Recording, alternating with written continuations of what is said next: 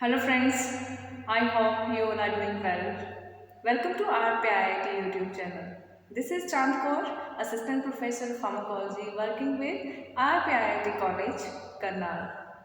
Friends, today I am here again with a new video and the title of video is Synthesis and Release of Acetylcholine. Acetylcholine is a chemical, or we can say it is a neurotransmitter of cholinergic system. Cholinergic system is also called as muscarinic system. So here in this video, I am going to tell you about the synthesis, many steps from the synthesis to the release of acetylcholine. So let's start. So the first step, this is the presynaptic neuron from where this neurotransmitter will be released into the synaptic space. So the first step in the synthesis of acetylcholine is uptake of choline. Here is the choline. So from the extracellular surface or the extracellular space, the choline will be transported through sodium choline co-transport pump which is existing on the membrane of presynaptic neuron. This way this choline is transported inside the cytoplasm of this presynaptic neuron, and now this choline will bind with acetyl coenzyme A and it will give rise to the formation of acetylcholine, a neurotransmitter we are talking about, and this reaction is governed by choline acetyl transferase enzyme. So choline acetyl transferase enzyme is the enzyme which is catalyzing the binding of choline to acetyl coenzyme A. So the product is acetylcholine. So this is the first step, that is synthesis of acetylcholine. So now the acetylcholine has formed. The next step or the second step is the uptake of acetylcholine into the storage vesicle. So this is the storage vesicle which is present inside the cytoplasm of the presynaptic neuron or the neuron which is synthesizing the acetylcholine. So acetylcholine is stored in this vesicle along with ATP. So this vesicle, it will keep acetylcholine protected, means it is protecting the acetylcholine, means it is sparing acetylcholine from degradation by storing it in vesicle. So the second step is uptake into stored vesicle.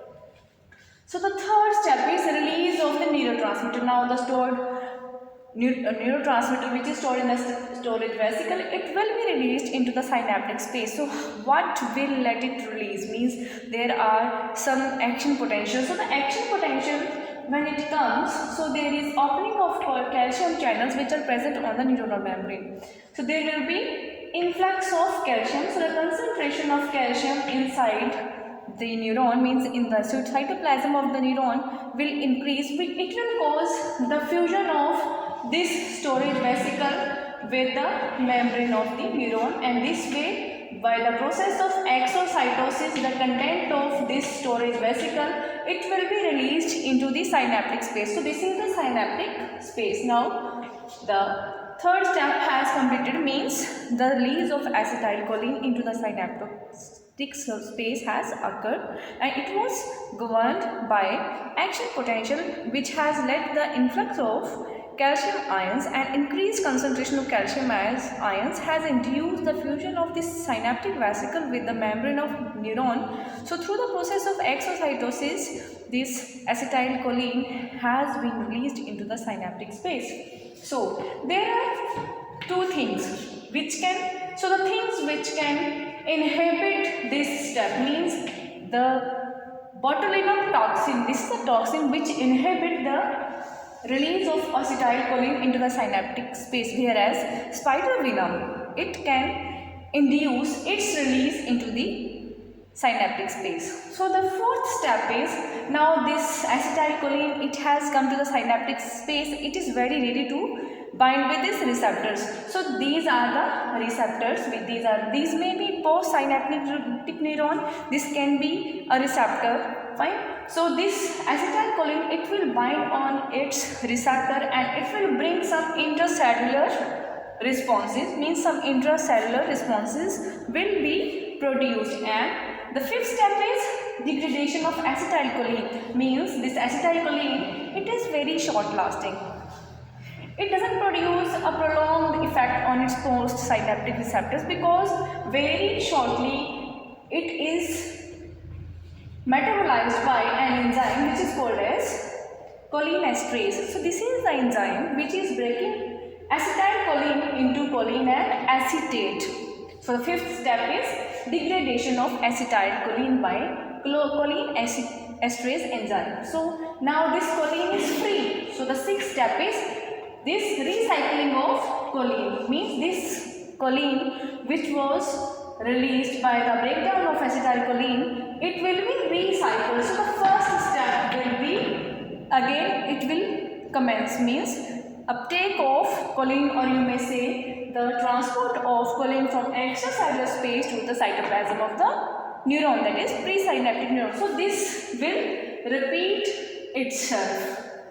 So the uptake of or the transport of choline into the cytoplasm of neuron, it is blocked by hemicholinum. So guys, I have told you about 6 steps.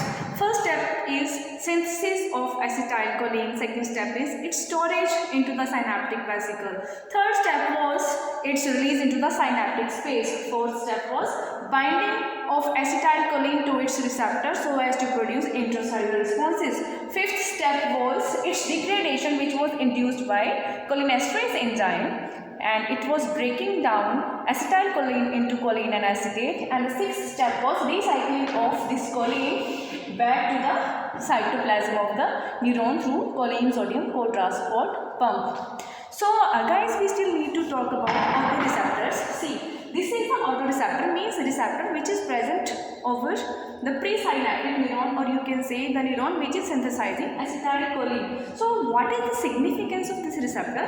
Here we can see this acetylcholine which was released once into this synaptic space, there can be its reuptake through this autoreceptor. So it would be recycled this way. So guys, I hope you have understood the various steps starting from the synthesis to the release of acetylcholine. Acetylcholine is the main neurotransmitter of muscarinic system, or you can say cholinergic system.